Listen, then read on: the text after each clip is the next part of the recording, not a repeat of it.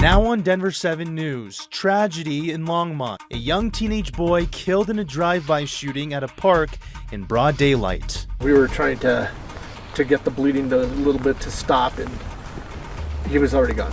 Tonight we hear from witnesses who tried to help and have the latest on the investigation. I'm still in the disbelief phase of how police officers would shoot into a mass crowd like that. Plus, released body cam footage of the Denver police shooting in lower downtown causing a visceral reaction. How the community is responding to the latest revelations. Nobody did good. To Buffalo, the Broncos taking a beating from the Bills in their second preseason game. The Denver 7 sports team breaks down the plays that cost them the game. It means the world. It means the difference between being able to deal with all of it and not. And a former Bronco helping Colorado kids coping with loss. How his program is giving them the support they need. Good evening and thanks for joining us for Denver 7 News. I'm Bayan Wang. A 13-year-old boy is dead and another teen is recovering tonight following a drive-by shooting at a park in Longmont. Denver 7's Amy Judys has been at the scene all evening and joins us live from there now. Amy, this is absolutely tragic. You spoke with witnesses earlier. What are they telling you? Well, Brian, one witness told me she and her husband ran out of their house as soon as they heard gunshots go off in Kensington Park. That's near Kensington and St. Clair. That's the intersection where that's located. Now, she says they jumped into action as soon as they saw those boys on the ground. Yeah, basically pretty much died in his arms. Denise Frungian is talking about the 13-year-old boy who was shot here at Kensington Park in Longmont. She says her husband cradled the boy while she held the 15-year-old who police say is expected to survive. He was shot in the leg.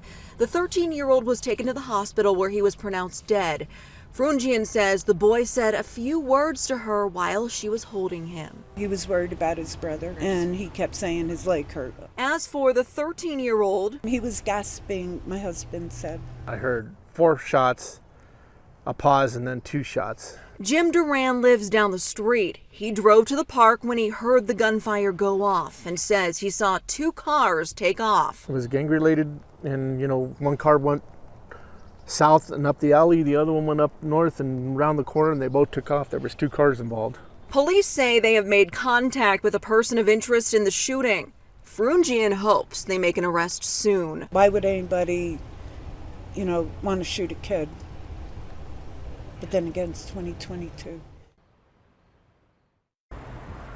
Now, if you were a witness or have surveillance video from the area, Longmont police are asking you to give them a call on their tip line, which is 303-774-3700. Live in Longmont tonight, Amy Judys, Denver 7. Just so unbelievable. Amy, thank you so much. Police would not confirm with us tonight if they have anyone in custody, but of course we'll bring you the latest as we learn more.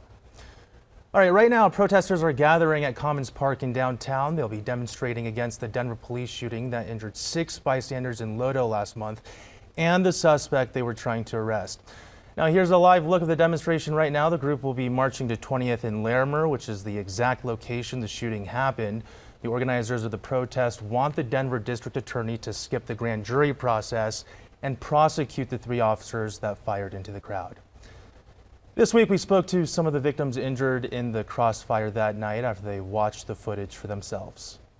It's a little bit surreal. It's extremely disappointing considering the amount of lives, especially in my age range, that were right in that crossfire, and it's very surprising that it didn't end up any worse. Everything happened so quickly, and in one of the videos you can very clearly see that the suspect had dropped the weapon before shots were fired.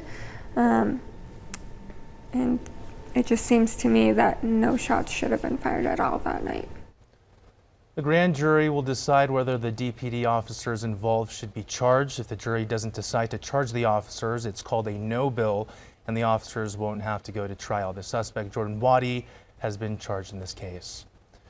All right, across the Front Range this weekend, several groups are raising awareness about the dangers of using fentanyl. It's being found more and more in all kinds of street drugs, from counterfeit pills to cocaine. Now, unfortunately, families are the ones left picking up the pieces after losing a loved one.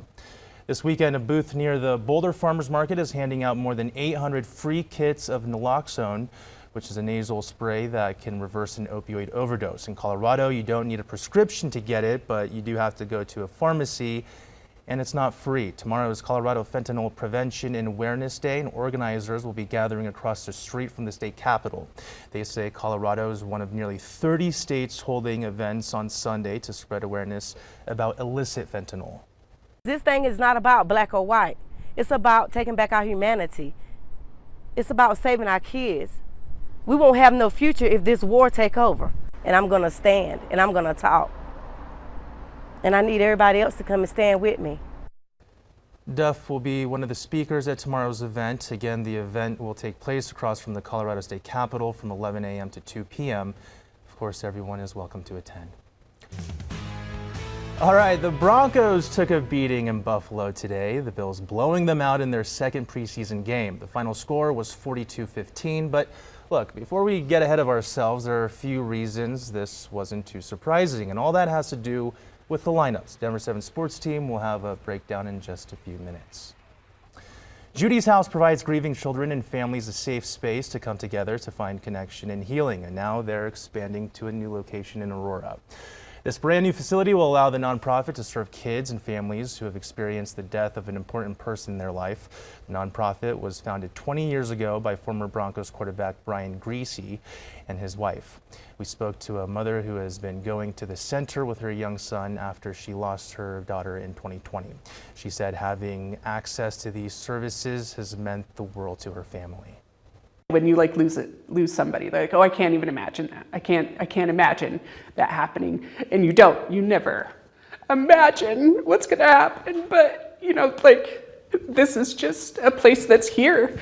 It's, they're just sitting out here and they deal with it every day and they bring you in and you get to be around other people who've gone through the same thing as you, which is extremely, so important, just because other people can't imagine what it's like.